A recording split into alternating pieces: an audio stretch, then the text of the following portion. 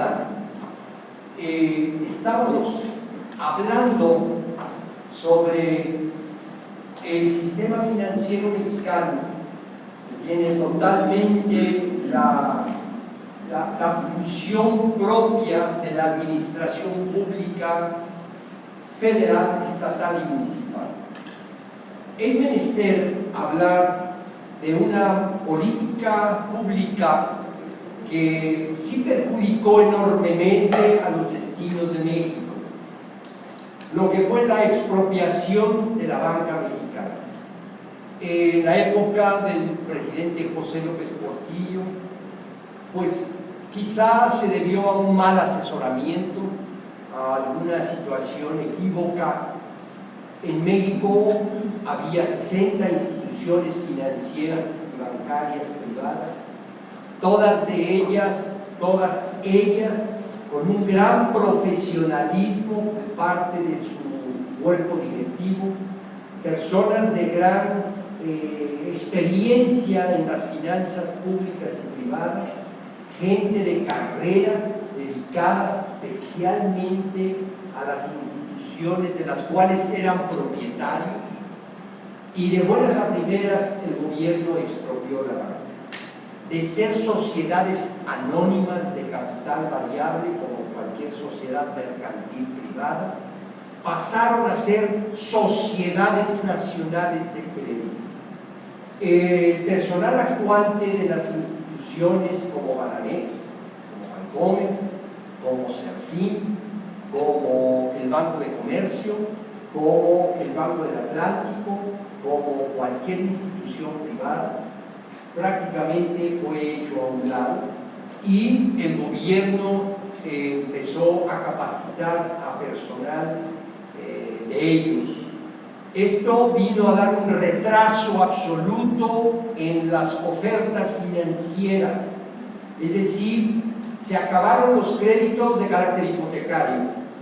Nadie en México podía comprar una casa a crédito porque nadie le iba a prestar a nadie, porque ya no había instituciones bancarias que prestaran para comprar una casa ni a un particular ni a una persona moral. Ya no había la oferta de tarjetas de crédito, ya no había tampoco la oferta de cuentas bancarias de cheques. Ya se terminó por completo las cuentas de ahorro, porque cuando el particular vio esa situación, lo primero que hizo fue sacar sus capitales de la banca mexicana y llevárselos al extranjero. Ya no había créditos ni contratos fiduciarios, realmente ya no existía el crédito para la compra de automóvil. Durante 1 año y medio, casi 2 años, eso quedó suspendido. Realmente, quienes fueron banqueros de antaño en la iniciativa privada, pues fueron y recibieron un golpe fuerte en su cabeza, como por ejemplo el director general del Banco Nacional de México, que fuera en aquella época don Agustín de Urreta Chauvet, o el director del Banco de Comercio en aquella época, don Alejandro Espinosa Iglesias, o el director del Banco de Londres en México, que después fue Serfín, el doctor Jesús Velasco Luz. Esas personas se quedaron prácticamente ya, es más, sin trabajo, ¿verdad? Porque las instituciones habían sido expropiadas, no solo en su nombre, sino en todas sus sucursales y estructuras, no solo en todas sus sucursales y estructuras, sino también en el poderío económico que tenían por dentro. En aquella época puedo señalarles a ustedes que el Banco Nacional de México, pues, era el mejor banco del mundo. El Banco Nacional de México era el mejor banco del mundo. Yo tuve la oportunidad de trabajar en aquella época de los años 79-80 en el Banco Nacional de México. Y era la época en que una institución financiera norteamericana coqueteaba al Banco Nacional de México. Esa institución financiera norteamericana es el First National Citibank. Así se llamaba en aquella época, ahora es Citibank.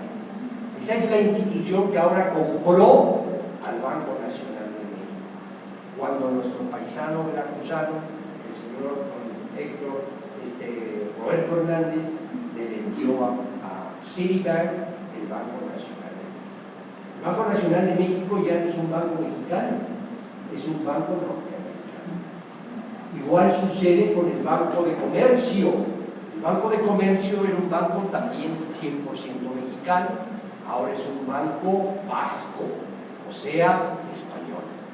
Pertenece al Banco del Norte de España, el Bilbao Vizcaya. Luego, tenemos otra situación muy grave en la que los mexicanos no debíamos habernos dejado. En los años 1972, fíjense ustedes, antes de la tremenda expropiación de la banca, existían unos bancos que se fusionaron.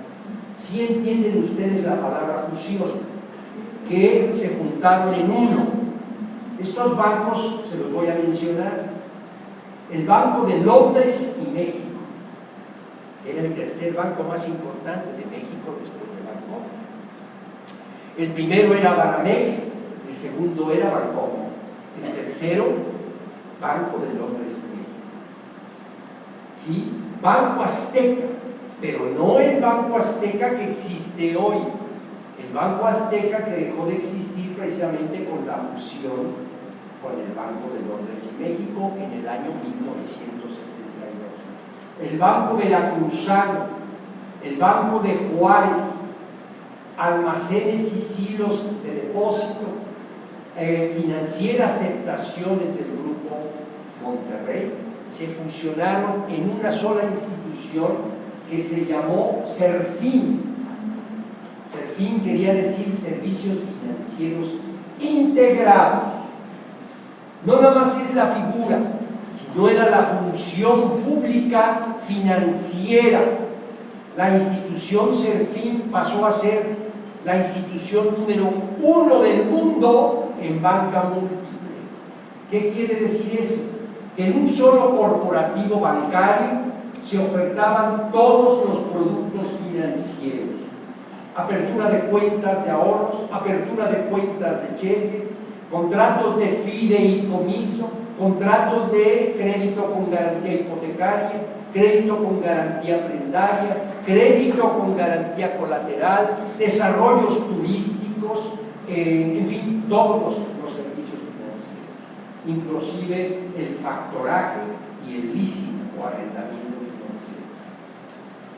Desgraciadamente esa institución la compró, y digo desgraciadamente porque tampoco, además de que ya no existe, la compró el Banco de España, Santander, y ese banco ya no existe, es Serfin y ahora es Santander. Ahora, otra situación antes de dejar la banca a un lado, por lo menos por esta clase, un banco maravilloso nacional que se llamaba el Banco Internacional. Veracruz tenía un gran desarrollo financiero con el Banco Internacional, porque Veracruz es la frontera, la aduana marítima más importante de América. Por el puerto de Veracruz salen los cargamentos de mercancías, de commodities, de goods, de merchandises, que son bienes muebles, son maquinaria, son automóviles, son perfumería, son equipos de computación, son bienes muebles hechos en México para el mercado internacional. Entonces, teníamos en el desarrollo financiero un banco maravilloso que se llamaba Banco Internacional. Cuando vino la nacionalización de la banca, este banco se denominó Banco Vital, y este banco desapareció, siendo un banco mexicano con un gran aforo financiero y más para las exportaciones y para las importaciones. Y ahora se llama HSBC. ¿Ustedes lo conocen? ¿Saben qué quiere decir HSBC? Bueno, vamos a empezar por decir que ahora es un banco chino, ya no es mexicano. Y HSBC quiere decir Hong Kong Shanghai Bank Corporation. Entonces, ya ese banco dejó de ser banco mexicano para hacerse banco de China. Y es el banco con más sucursales en el mundo. Y es el banco que opera aquí con gran aforo. Grandes instituciones del sector público, grandes dependencias, secretarías de Estado, sus nóminas a sus funcionarios las canalizan por el Hong Kong Shanghai Bank Corporation. Otra situación importante, había un banco que se llamaba Comercial Mexicano, que se desarrollaba de maravilla en el estado de Veracruz.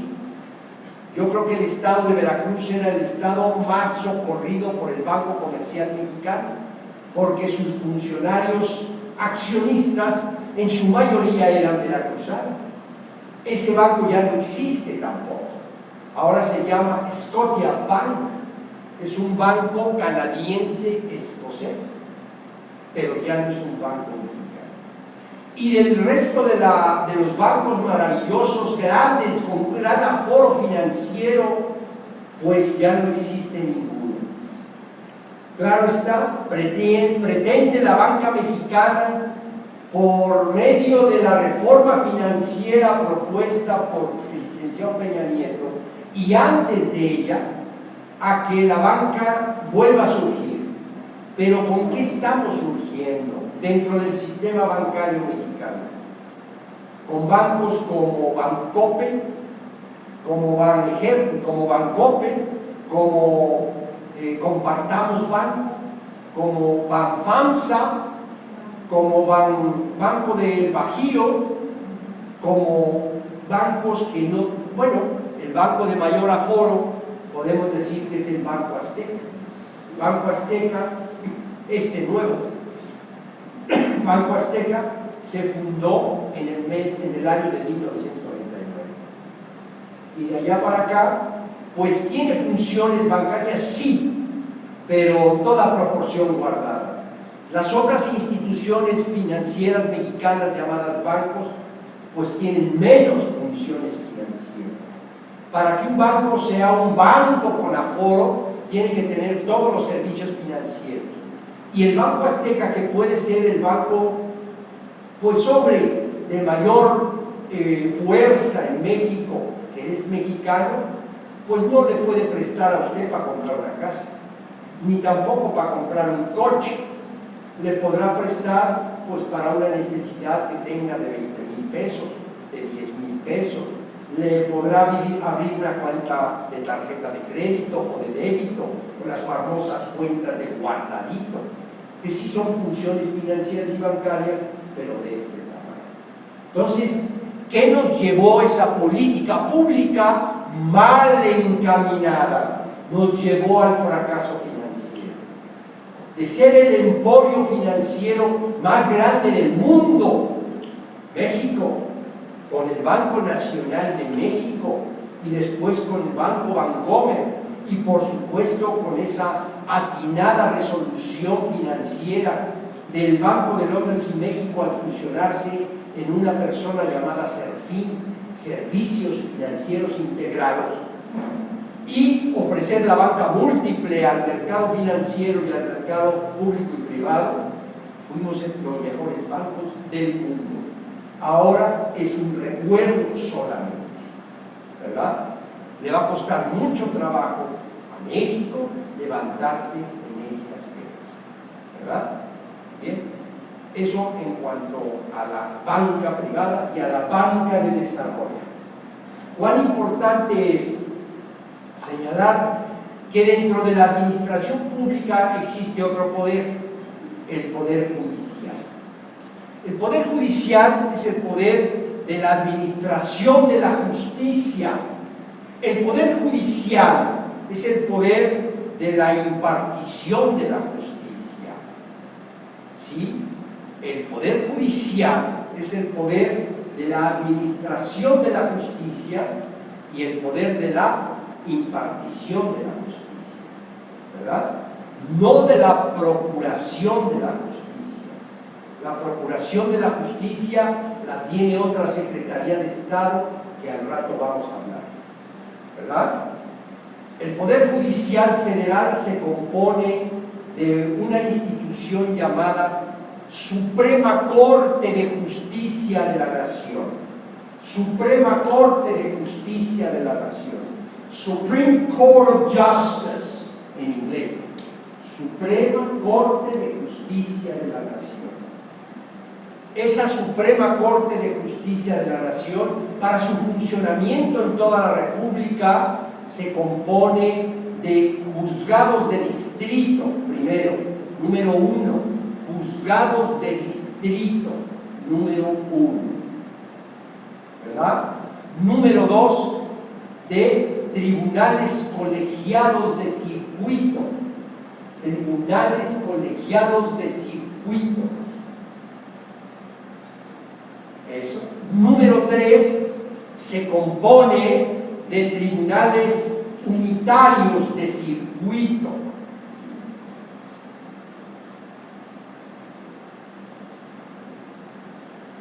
Número 4, se compone también de un Consejo de la Judicatura Federal. Consejo de la Judicatura Federal.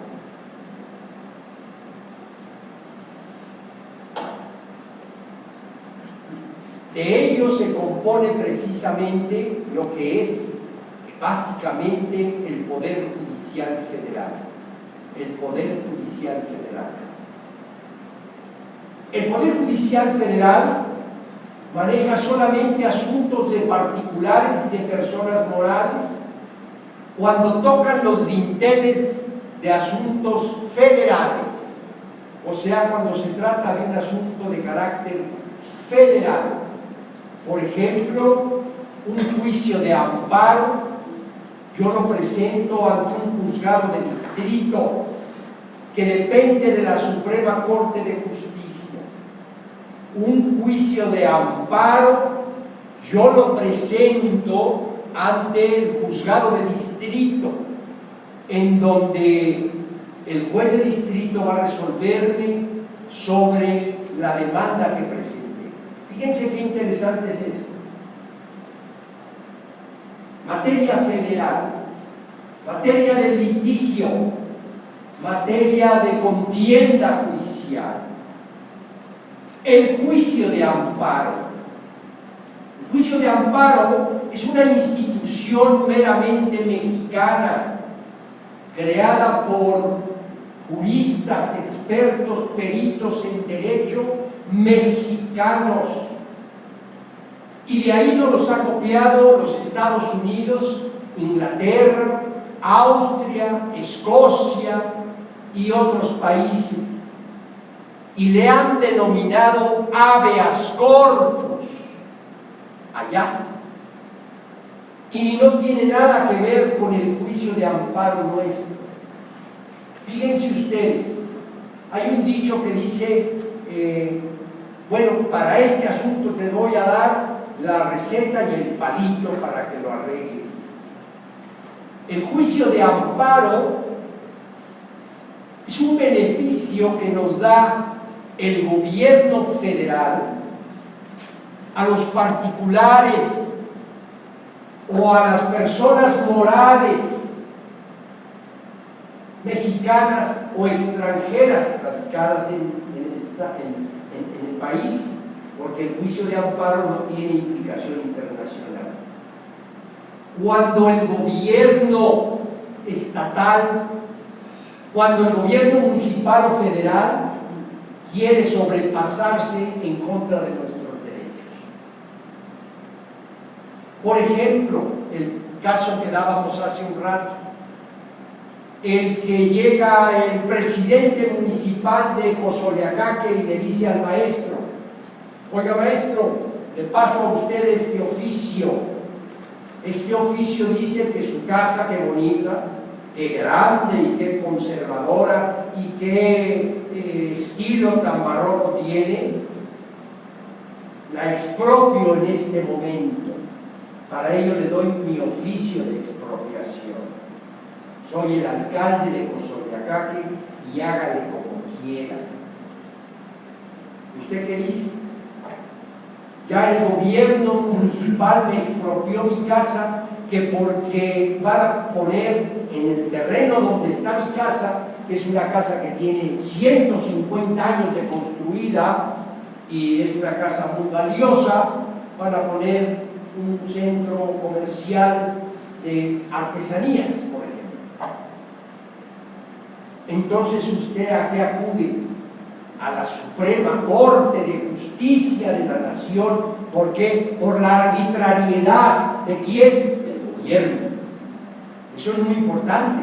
Los asuntos federales se entablan por la arbitrariedad de los gobiernos, porque el gobierno tocó mis intereses, porque el gobierno me quiere quitar mi casa, que porque va a poner un parque de usos múltiples, y para eso me acaba de manifestar y escrita por un oficio que tengo 15 días para desocupar porque la van a demoler. ¿A dónde va usted? Al juzgado de distrito de la localidad de Cosoleacaque, el más cercano, Minatitlán. Y ahí entabla usted lo que se llama en leyes, en derecho mexicano, una demanda de amparo indirecto contra un acto que se llama acto reclamado, un acto de autoridad que se llama arbitrariedad, ¿verdad? Que si yo no presento el juicio de amparo en 15 días, llegan y demuelen mi casa.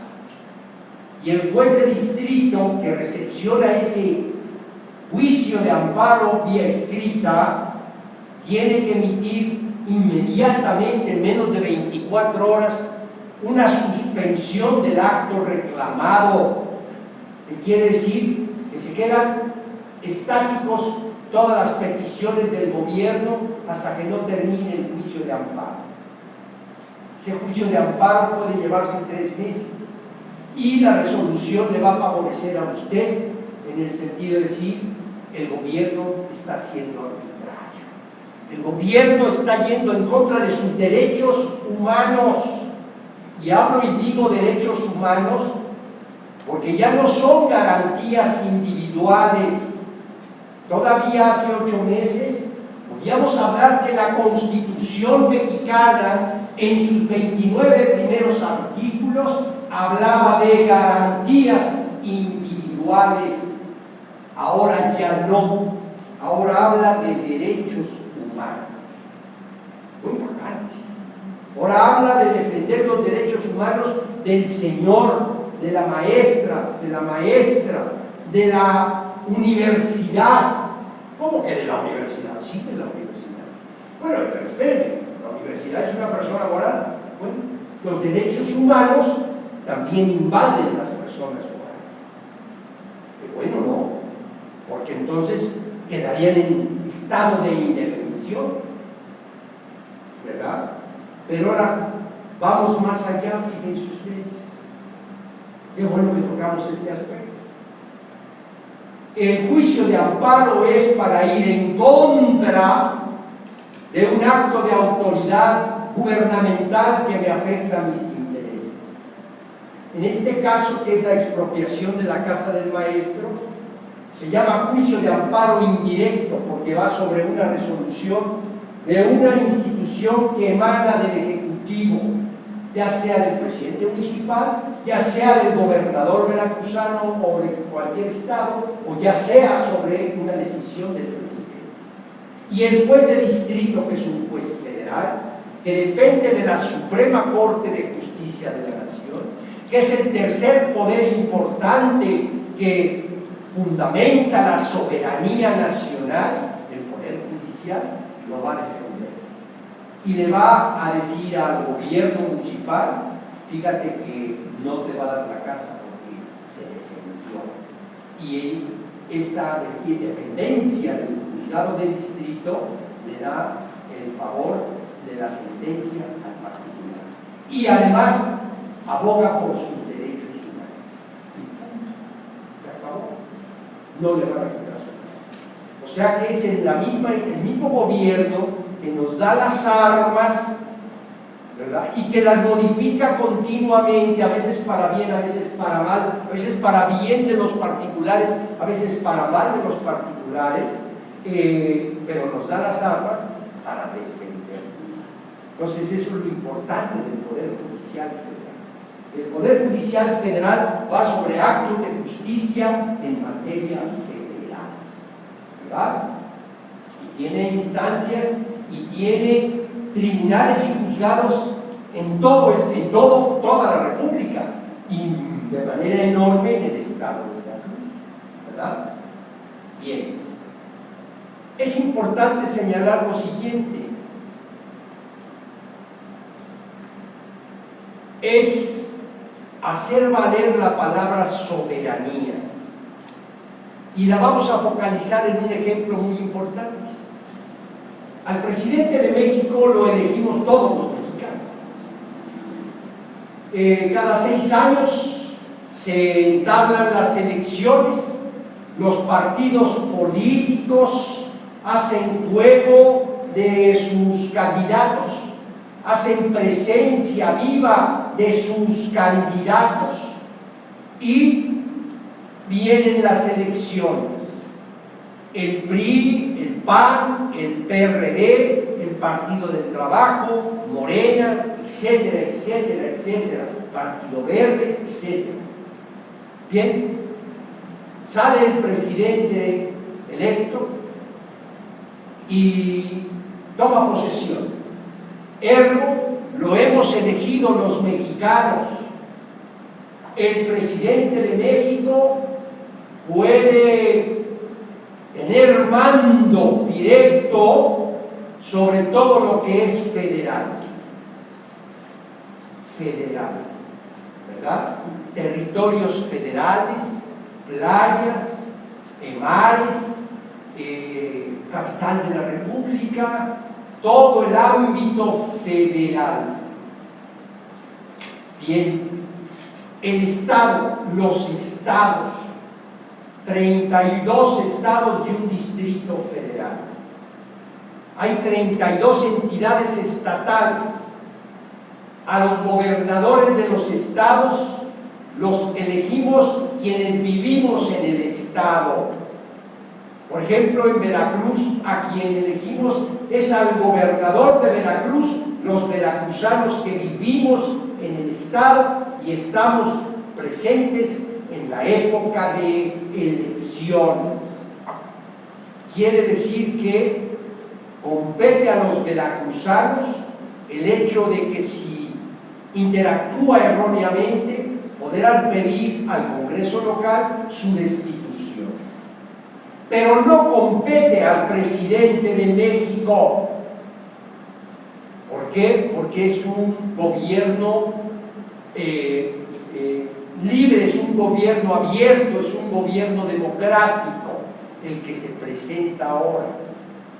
Si un gobernador de cualquier estado, digamos Tamaulipas, digamos Nuevo León, digamos Veracruz, digamos cualquier estado, implantara una política errónea dentro del estado al grado tal que lo quieran destituir, como ahora pasa, parece ser en Michoacán, ¿verdad? Compete a los michoacanos, compete a los veracruzanos, compete a los tamaulipecos el solicitar a su Congreso local su destitución. Pero una decisión del presidente de México nada tiene que ver para destituir a un gobernador. ¿Por qué? Por el término soberanía.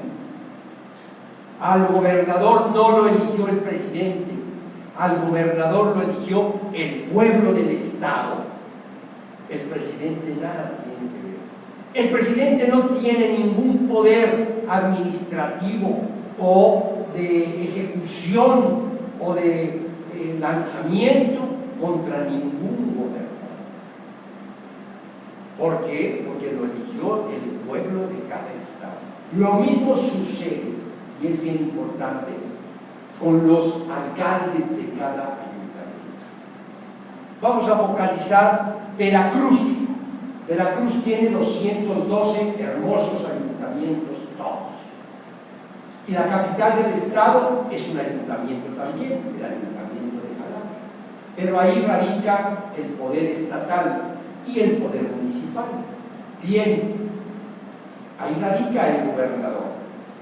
Vamos a suponer que el alcalde de Jalapa, a quien tengo el gusto de conocer, Américo Zúñiga Párez, hiciera mal su trabajo, hiciera erróneamente su trabajo. La política que él encaminara a la administración pública fuera errónea, no gustara a los jalapeños. Bien, compete al pueblo de Jalapa, solamente al pueblo de Jalapa, el solicitar al Congreso su destitución. Pero el gobernador, aunque está enfrente de él, el gobernador no tiene ningún poder para destituir a ningún agente, presidente, alcalde de ningún municipio. Ninguno. Para nada. O sea, a veces sucede, en alguna ocasión, cuando yo trabajaba en el gobierno del estado, en la época del gobernador Miguel Alemán, hubo una presidenta municipal, no les voy a decir de qué municipio, pero sí se dio este caso,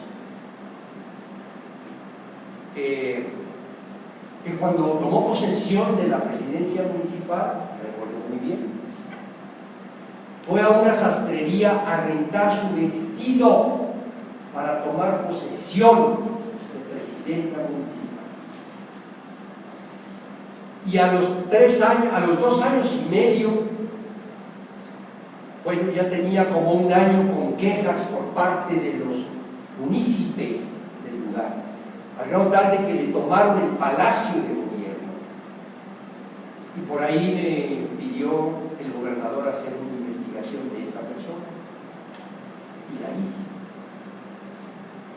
Aquella persona que cuando entró a tomar posesión, tuvo que rentar el vestido porque no tenía un vestido para ponerse a tomar posesión y protestar su cargo de alcaldesa.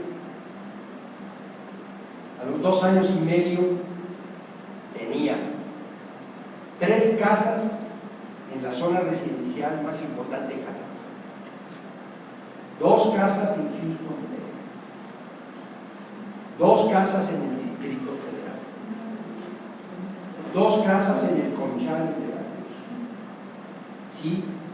Y bueno, en lo económico, una gran cantidad. Ahí quedó. ¿Por qué? Por el término soberanía. ¿Por qué? Porque el gobernador no la puede destituir por el término soberanía, porque soberanía implica libertad de actuación, no intervención, autonomía, ¿verdad? Poder supremo. ¿A qué voy? A que la palabra soberanía hoy en la Administración Pública Nacional sí tiene eco, antes no, y menos en los sistemas presidencialistas. En los sistemas presidencialistas, pues básicamente se hace en el Estado mexicano lo que el presidente dice. Yo recuerdo nombramientos de gobernadores hace muchos años en el que decía el gobernador: tú mañana, día 1 de diciembre, tomas posesión de ser gobernador de tal estado. No había votación, había la decisión del gobernador. Pero igualmente la situación, cuando había una mala administración, el presidente decía: hasta aquí llegaste, chato, y lo destituía. Bueno, vamos a poner un ejemplo muy interesante para que vean ahora cómo se maneja también la soberanía en otros ámbitos.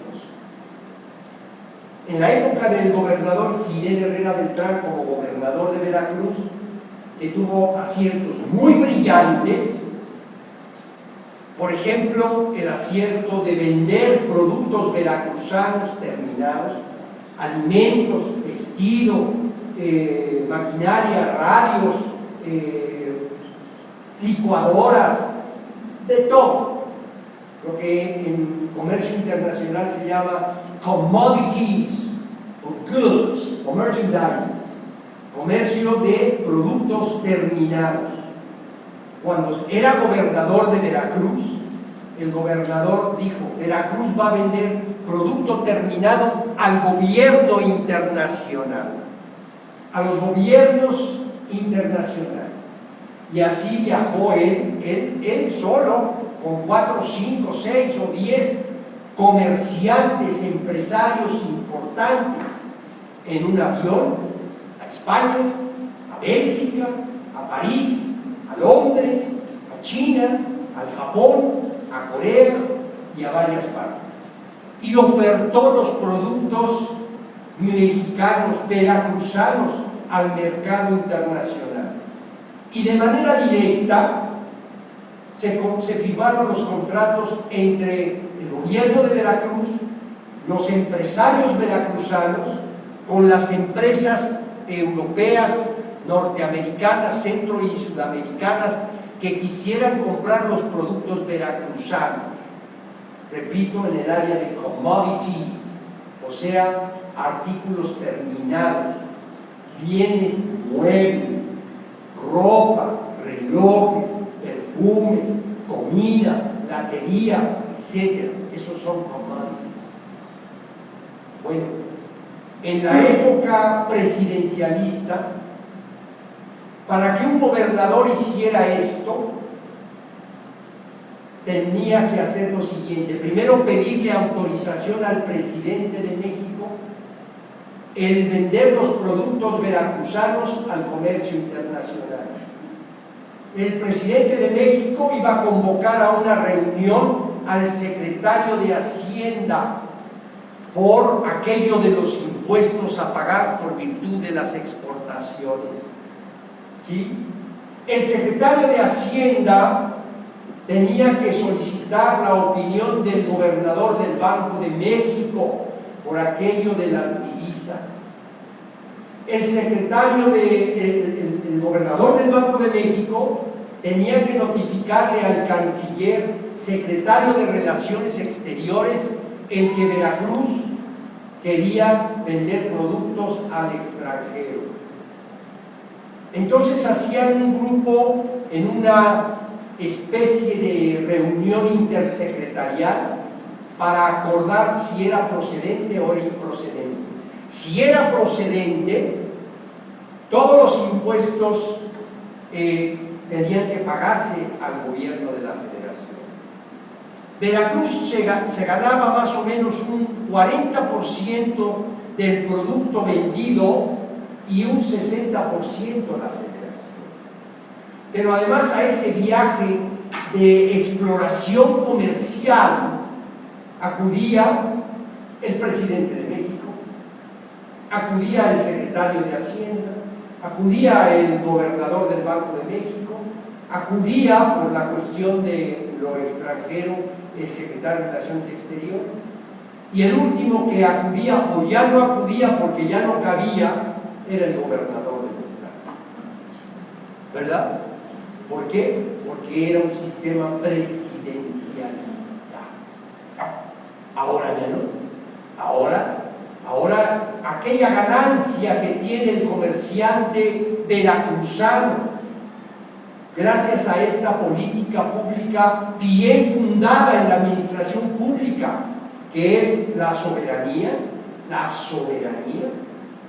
ahora se venden los productos veracruzanos en el extranjero y el 92% de la ganancia es para Veracruz y para sus empresarios, y el 8% para el pago del impuesto federal.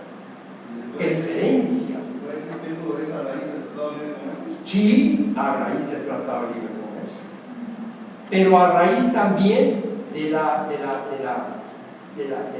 la política pública atinada del gobernador Fidel. ¿Y a poco no necesariamente con el Tratado de Libre Comercio, aunque no se hiciera la política pública del Estado, que el empresario pudiese vender? No, tenía que hacerlo por medio de el Estado, así es. Ahora sí puede directamente comprar y vender. Por eso, por ejemplo, en el puerto de Veracruz existen tantas oficinas aduanales, oficinas de venta de productos internacionales, de commodities, de bienes terminados al mercado español, al mercado francés, al mercado inglés, al mercado belga, al mercado norteamericano, al Japón, a China, a Corea, por esa razón, ¿verdad? Entonces es una política interesante. Lo contrario sucedió, ahora que el maestro hace alusión, cuando fuera presidente de México Luis Echeverría y Álvarez, tenía la intención de que el producto mexicano fuere para los mexicanos y que todo lo que se hiciera en México fuere para el bienestar de los mexicanos. Pero aplicó una política económica errónea, cerró las fronteras a la importación y pretendió abrir la exportación de productos mexicanos, pero no la importación. Por supuesto, nos entablaron un embargo mundial y no podíamos nosotros exportar nada. Eso tuvo como motivo, como resultado, un efecto dominó en que las empresas en su mayoría empezaron a quebrar en México. Empezaron a quebrar y hubo una escasez de liquidez, hubo problemas económicos, hubo cierre de empresas, hubo cierre de empresas automotrices. Cuando entró a la presidencia esta persona, en México, como ahora ya también de nuevo, gracias al Tratado de Libre Comercio que se le debe a Carlos Salinas de Gortari, había en México todos los coches del mundo. Se podía comprar de Rusia el Moscovici, se podía comprar de Francia el Peugeot, el Renault, el Simca Honda, el Lancia Aurelia, se podía comprar del mercado italiano el Fiat o otros carros de más envergadura, se podía comprar del Japón un carro que se llamaba Datsun y otro que era muy malo que se llamaba Toyota. Ahora es muy bueno, pero en aquella época era muy malo. Pero bueno, el mercado estaba abierto. Es más, antes de entrar a la presidencia, esta persona en la ciudad de León, Guanajuato, se iba a aperturar la fábrica de automóviles Mercedes-Benz. Cuando entró a la presidencia, en lugar de cortar el listón de apertura a la fábrica de automóviles Mercedes-Benz, la mandó derribar y tirar, porque no se iban a producir esos automóviles. ¿Qué hubo? ¿Qué podíamos comprar en México en cuanto a vehículos automotores? Sí, un carrito que había llegado hacía algunos años, en el año 56, que se llama Volkswagen y costaba 4,000 pesos, ¿no? Después el Plymouth, el Ford y el Chevrolet, nada más se podía comprar. Si usted tenía poder económico para irse a la frontera o a los Estados Unidos y traerse un Mercedes-Benz o un Chevrolet Corvette, para internarlo en México, en la frontera, tenía que pagar usted 10 veces el valor del automóvil. 10 veces. Entonces, fue una política pública de la administración pública errónea, grave, que nos da en la torre a la economía nacional, ¿verdad? Pero bueno, es el acomodamiento de los gobiernos se acomodan a las situaciones y los gobiernos se acomodan por medio de modificaciones a los cuerpos legales. Por eso las modificaciones a la Constitución, por eso las modificaciones a la ley de educación, que muchas personas no están de acuerdo y yo voy de acuerdo, ¿verdad? que no estén de acuerdo, ¿verdad? Por ejemplo, hay una modificación interesante que ahorita ustedes los maestros pueden manejar dentro de la legislación veracruzana. El que la ley de Veracruz de educación, por ejemplo, hay una cuestión que afecta mucho a las familias veracruzanas de los maestros y maestras, y es el hecho de que el maestro o la maestra termina su carrera profesional en Jalapa o en Córdoba o en Orizaba o en Fortín o en cualquier parte, y esa persona de Fortín la mandan a Tantoyuca, y eso ¿qué hace? Deshacer el núcleo familiar, y esa persona de Tantoyuca la mandan a Aguadulce, y que eso ¿qué hace? Que esa persona que tiene hijos chicos tiene que irse a interactuar a Aguadulce y dejar a sus hijos quién sabe con quién, y al marido quién sabe con quién, y eso hace que se destrocen los hogares, y eso va en contra ¿de qué? De los derechos humanos, ¿verdad? Eso es muy importante. Ahora, yo quiero asentarme muy bien en una situación. Hablábamos de derechos humanos en la administración pública. Los derechos humanos ahora en la Constitución Política Mexicana, en la administración pública nacional, son fundamentales. México es partícipe de la Comisión de Derechos Humanos desde que firmamos el día 25 de junio de 1945 en la ciudad de San Francisco la Carta de las Naciones, y pasamos a ser parte de la Organización de las Naciones Unidas, y una de las importantes instituciones de la Organización de las Naciones Unidas es los derechos humanos.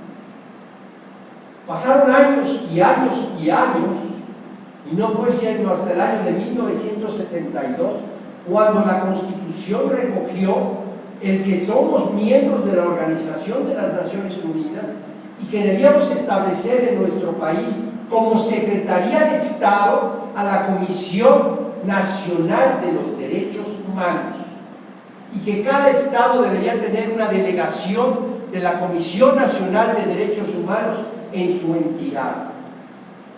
Y entonces empezó la Constitución a tener vida en cuanto a ello. Hoy día los derechos humanos son tan importantes como la propia Constitución. Todavía hace algunos meses, cuando se resolvían situaciones legales de cualquier índole, por problemas civiles, por problemas mercantiles, por problemas penales, por comisión de delitos, por no cometer delito, por omisión de delito, por todo lo que quieran ustedes y manden, la Constitución, lo que dijera la Constitución política de nuestro país, era la última palabra. Era la última palabra. Y si la Suprema Corte de Justicia de la Nación decidía en contra nuestra dentro de la última instancia del procedimiento, chato, te amolaste. Ahora no. Tenemos ya 8 meses trabajando en el sentido siguiente. Sí, la jerarquización de las leyes en México, la jerarquización de las leyes, de los reglamentos, de los decretos, de las manifestaciones del Congreso de la Unión y de las manifestaciones de los congresos locales, sí tienen a la Constitución Política de México arriba, como la máxima norma jurídica. Pero ahora hay que atender a los tratados internacionales. O sea, ahora también es derecho mexicano, también es parte de la administración pública, desde el ámbito judicial, los tratados internacionales. Es decir, que si yo agoto mi instancia en el sentido de agotar el asunto con leyes mexicanas y las autoridades mexicanas me dicen hasta aquí llegaste y te vas a la cárcel 20 años o 30, Ahora tenemos la instancia de irnos a los tratados internacionales de los cuales México es parte, porque los aprobó en la Congregación de las Naciones Unidas y son parte del derecho mexicano, pero además los ratificó. Entonces es derecho mexicano el tratado internacional, que son leyes que se hacen overseas en la Organización de las Naciones Unidas, pero se aceptan por el gobierno de México y se ratifican por el gobierno de México. Y ustedes dirán, bueno, ¿y cómo le hago? Tan fácil como lo siguiente, fíjense ustedes, cosa novedosa, política pública excelente de este gobierno. Pues que ya me dijeron que mi sentencia era de 30 años de prisión. Bueno, me voy al internet, me siento y redacto una reclamación con los elementos fundamentales ante la Corte Iberoamericana de Justicia. ¿Eso dónde está? Sí, ubicada en San José de Costa Rica. Es una corte internacional que maneja los tratados internacionales de la que México es parte. Si resuelve, y resuelve favorablemente, va por arriba del derecho nacional. Los tratados internacionales es derecho extranjero y es derecho internacional. Lo mismo sucede si se trata de una violación de derechos humanos que se ventiló dentro de los procedimientos legales, judiciales, de administración de justicia, de procuración de justicia o de implantación de justicia, y que nos dieron una respuesta no favorable, me voy ante la Corte Internacional de Derechos Humanos en Washington, D.C., por internet, y ella me va a resolver.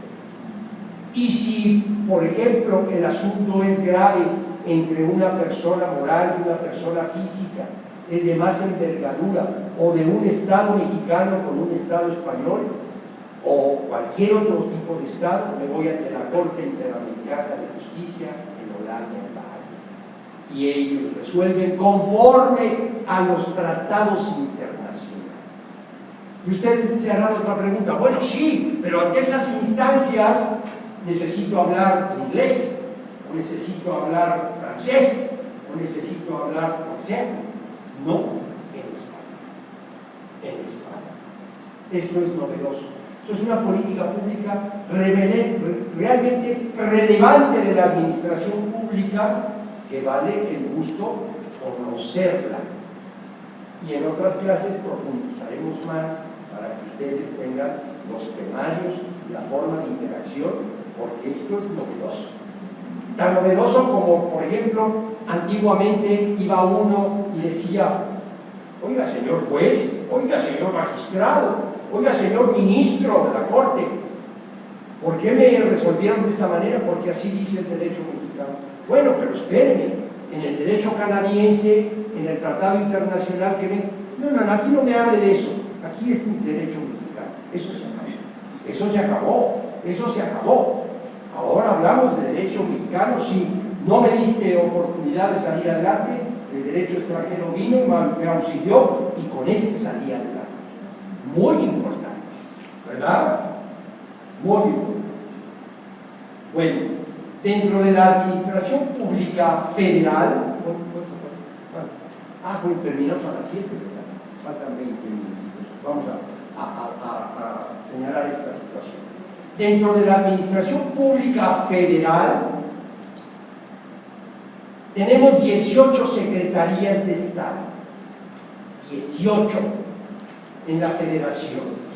Así tenemos, por ejemplo, la Secretaría de Gobernación, tenemos la Secretaría de la Función Pública, tenemos la Secretaría del Trabajo y Previsión Social, tenemos, si quieren no lo anoten, porque en el formatito que les manda la universidad por internet vienen las 18 secretarías. No lo anoten, vienen todas, vienen las empresas de participación estatal, vienen las empresas centralizadas y descentralizadas. No lo anoten, ahí lo tienen. Bueno, Bien, por ejemplo, tenemos la Secretaría de Gobernación, tenemos la Secretaría de la Función Pública, tenemos la Secretaría del Trabajo y Previsión Social, tenemos la Secretaría de la Defensa Nacional de Armada de México, tenemos la Secretaría de Marina y Armada de México, tenemos la Secretaría de Agricultura, tenemos la Secretaría de la Reforma Agraria, la Secretaría de Turismo, la Secretaría, son 18. Lo importante destacar dentro de la implantación de las secretarías, hay 2 secretarías de Estado a nivel federal que son secretarías que dependen directamente del presidente de México, que dependen directamente del Poder Ejecutivo, pero no llevan el nombre de secretaría. ¿Cuál sería una de ellas? La Procuraduría General de la República. ¿Por qué no lleva el nombre de secretaría?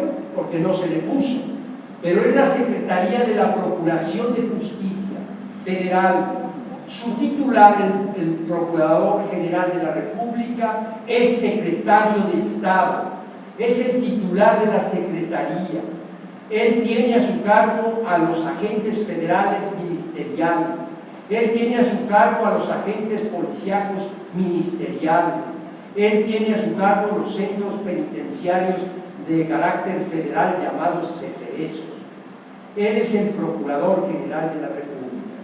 Él tiene como su función fundamental el investigar, el analizar, el resolver los problemas legales de carácter federal. Quiero focalizar el crimen organizado, los delitos del orden de drogas y enervantes, armas de fuego de uso exclusivo del ejército y la armada, secuestro, mutilación de apéndices de los secuestrados, el robo de naves y aeronaves, el robo de carácter federal, los ataques a las vías generales de comunicación. Esa se llama Secretaría de la Procuración de Justicia Federal, normalmente conocida como Procuraduría General de la República. Otra secretaría muy interesante, que no lleva el nombre de secretaría, pero es bien importante que la conozcamos todos, es el Consejo, la Oficina Jurídica de la Presidencia de México. Oficina Jurídica de la Presidencia de México. Es una Secretaría de Estado. Su titular es secretario de Estado como cualquier otro.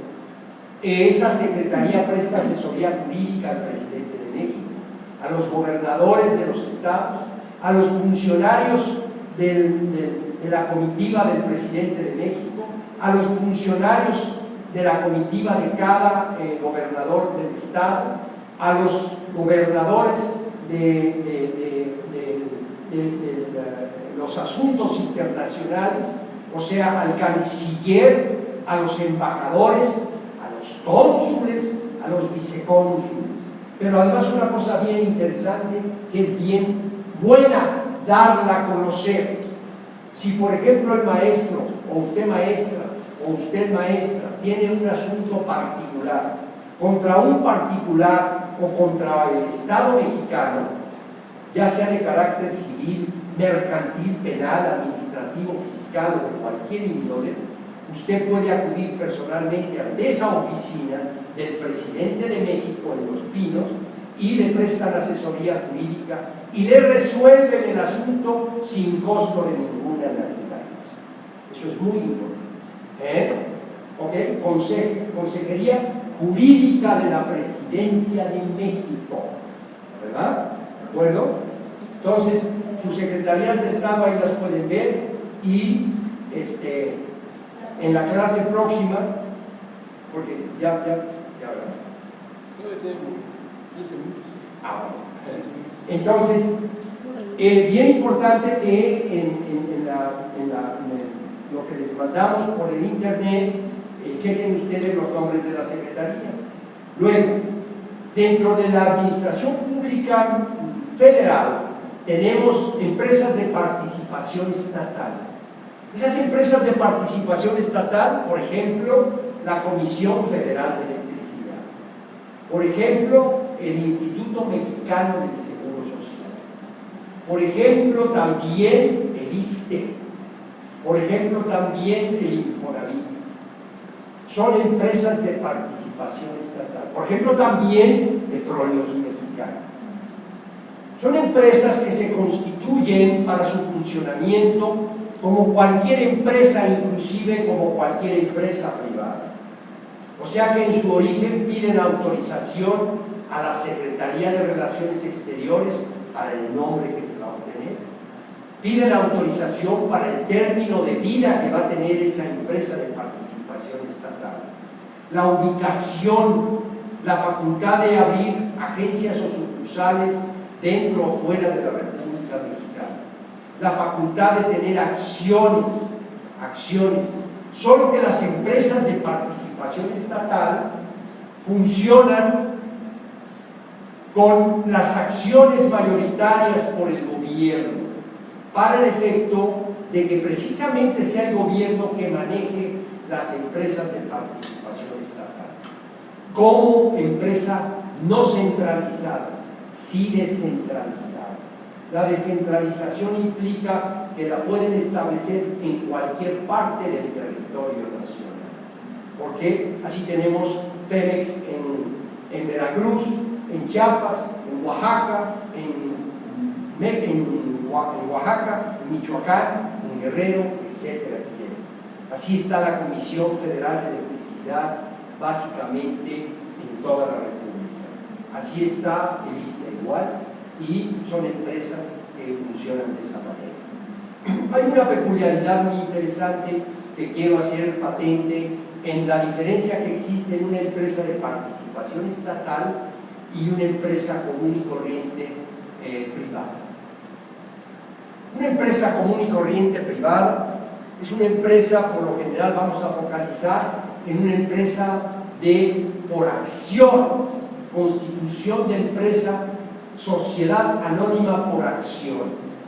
Eso requiere la protocolización ante un notario público, requiere una autorización de la Secretaría de Relaciones Exteriores, requiere una inscripción ante el registro público de la propiedad y requiere una exhibición de un capital X, requiere una cláusula de admisión o de negación de extranjería y se constituye la empresa mercantil en el ámbito privado.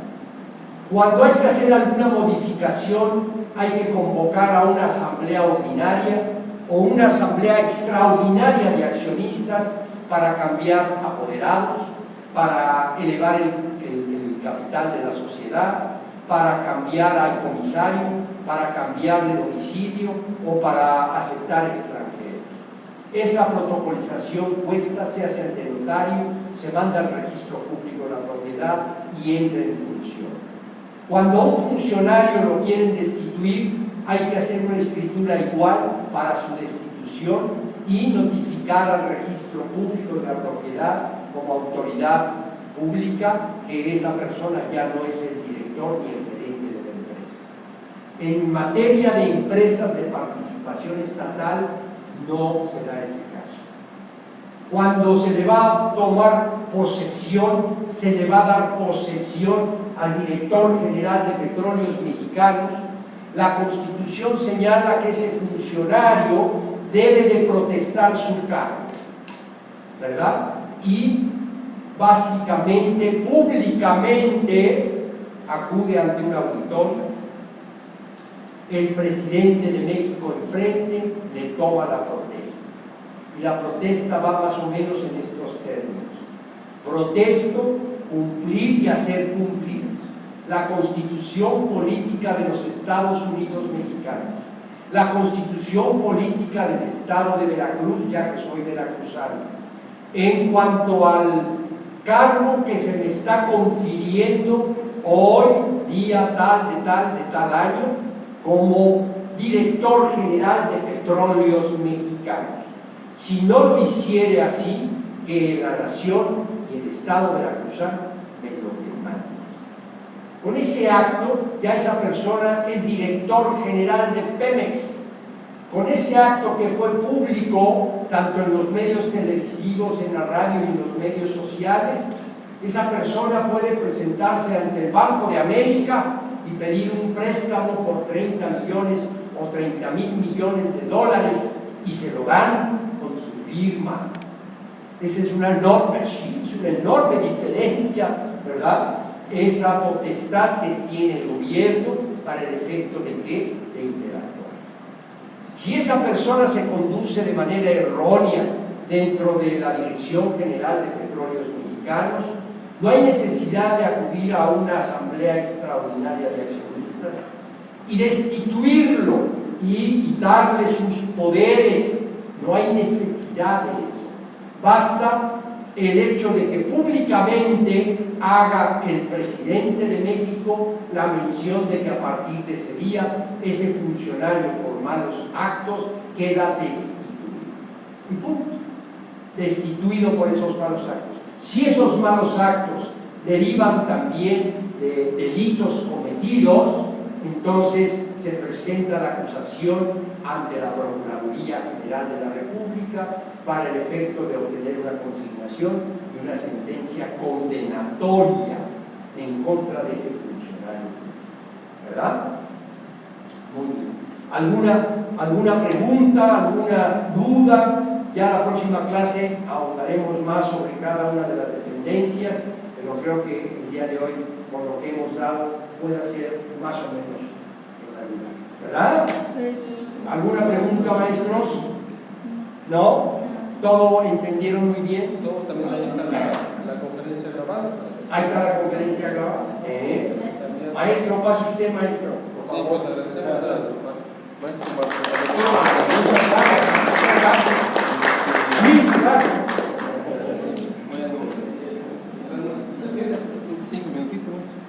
Bueno, con esta materia damos por terminado lo que son los diplomados. ¿Sí? Los diplomados, la docencia, y este es el diplomado de Administración Pública y el Derecho. ¿El trabajo va a realizar para esta materia? Sí, el trabajo. Exactamente. Un resumen de la Sería el resumen de la antología que viene en el CD de antologías. Luego directamente les envío cada vez la antología de cada materia. Es la misma que les envío, ¿no? Sí, esta es esta materia. Ya no las envió, ¿no? ¿Mande?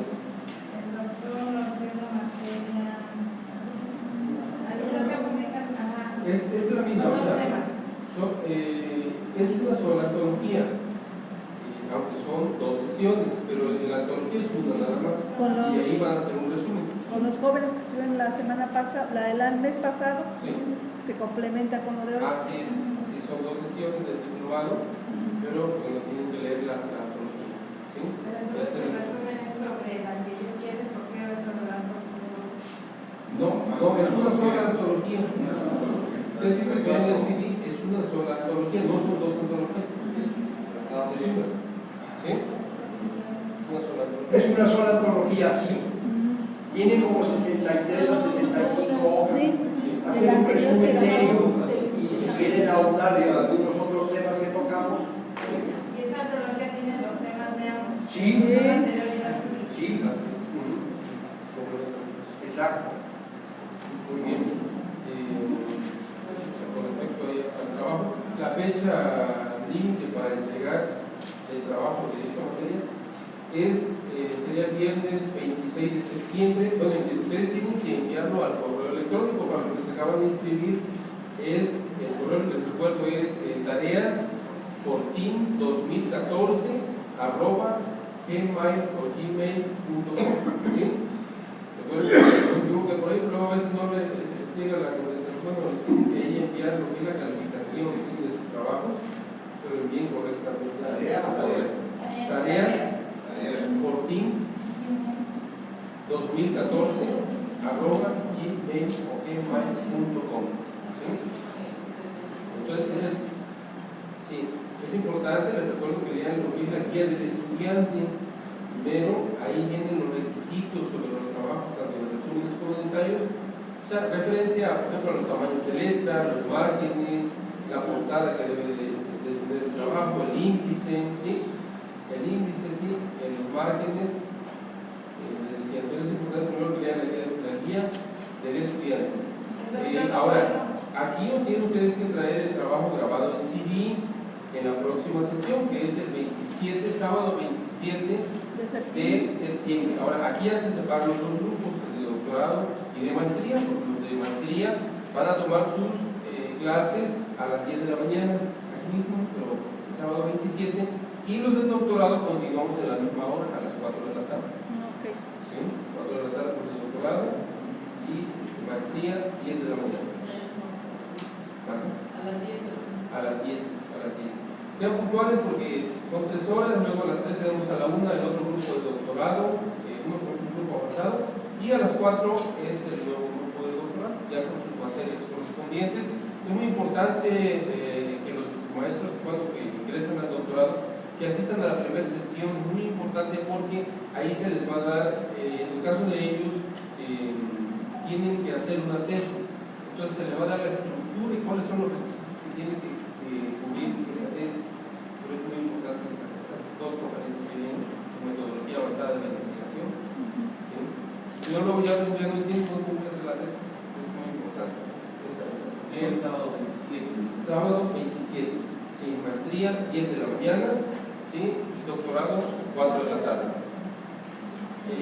Si les ha estado llegando la información que se envió cada mes, si a alguien no le llega o se les bloquea o cambia su correo electrónico, háganoslo saber para que nosotros lo registremos en nuevo correo electrónico, si no vamos a estar enviando al mismo, ¿no? Sí. Entonces, siempre háganos saber si lo cambian. También por correo electrónico nos dicen nada más que notar, quiero que mi nuevo correo electrónico es este, ¿sí? Entonces, es importante que nos entreguen los trabajos, que tal, si todavía a alguien le falta todavía entregar el diplomado de docencia, todavía lo puede enviar al correo electrónico para que en el mes de octubre estemos entregándoles lo que son los diplomas, ¿sí? El diploma y constancia de estos diplomados en el mes de octubre. También siempre les recuerdo que cuando lleguen se inscriban en la lista de asistencia, si hace falta, lo pueden hacer todavía, ya que de ahí tomamos una lista para mandar a elaborar lo que son los diplomas de asistencia. Recuerden que se les va a estar entregando aparte un diploma de asistencia. En este caso van a salir dos diplomados, Ahorita sí son el diploma en docencia con su constancia y el diploma en administración pública y el derecho con su constancia.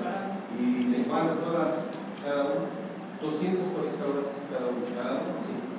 Cada uno. El diploma en docencia tiene valores escalafonios, ¿sí? En el centro. El administración pública no. Porque el CENTE solo registra Lo de docencia. especialmente profesionales. ¿Sí? Tengan alguna pregunta. El doctor mandó unas diapositivas, igualmente sobre información sobre el resumen.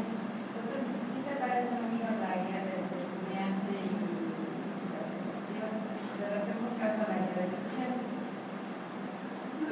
También me voy a comentar. Doctor Eduardo, ¿verdad? Eduardo Manzanares, sí. Pues si se las envía, tomen esas porque a veces ellos van actualizando las antologías. ¿Sí? Actualizar, entonces, lo más sencillo aquí en el estudiante. Yo me paso de la de ustedes, pero finalmente el doctor, por eso vino mi confusión, que digo, o sea, son dos, entonces, ¿cuál hago? Yo creo que la anterior eran diferentes antologías y yo escogí la misma. O módulos, ¿no? No creo cómo era, escogíamos la que Bueno, en el diplomado de docencia Sí, había. son 3 módulos. Sí. Se les encargó un resumen de uno de los 3 módulos que ustedes quieran. Ahí sí en las antologías es lo mismo. En la cuestión de la antología es lo mismo. ¿Sí? se acuerdan. Sí. ¿Alguna otra pregunta? Es importante que vayan entregando los trabajos siempre a la siguiente conferencia. Sí. Sí, ya no se la parte. Ese sería el segundo producto. Ese sería el segundo producto. Este es el segundo. Los discos tienen que llevar también la portada de, porque sería Sí, deben de el disco traer la portada que viene, o sea, que ustedes ponen en lo que es el trabajo también en la plataforma, traducir con sus datos personales para que sepamos nosotros de qué manera están entregando. En sí, la revisión de los trabajos, los revisores se realizan en lo que es el correo electrónico. Ya los discos es para que nosotros tenemos, aquí nosotros llevamos el correo escolar, registremos los trabajos que van a entregar, porque nosotros no tenemos acceso a esos correos, es solamente los revisores. ¿Sí? Para que haya constancia de que se hizo, ¿no? Sí. No sé, alguna otra pregunta que tengan.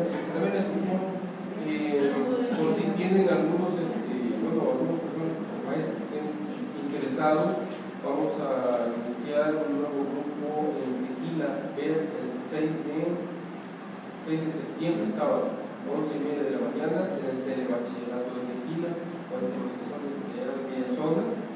Es sábado 6 de septiembre, 11:30 de la mañana, telebachillerato de Tequila. ¿Sí? Maestría, ahí nada más maestría. Sí, doctorado es también, si todavía haya personas que quieran incorporarse, también aquí a la maestría lo pueden hacer, tanto a la maestría como al doctorado. A ellos ya se les dará la indicación de que el curso de homologación lo van a tomar en otro momento. ¿Sí? En otro momento, el próximo año, en mayo, cuando iniciemos un nuevo curso. Ellos también tienen que tomar ese curso. Pero bueno, en este momento entrarían al doctorado por la maestría. No sé si tienen alguna otra duda.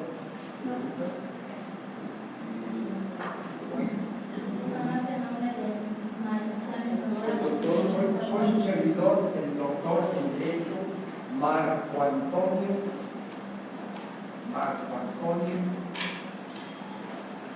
González Báez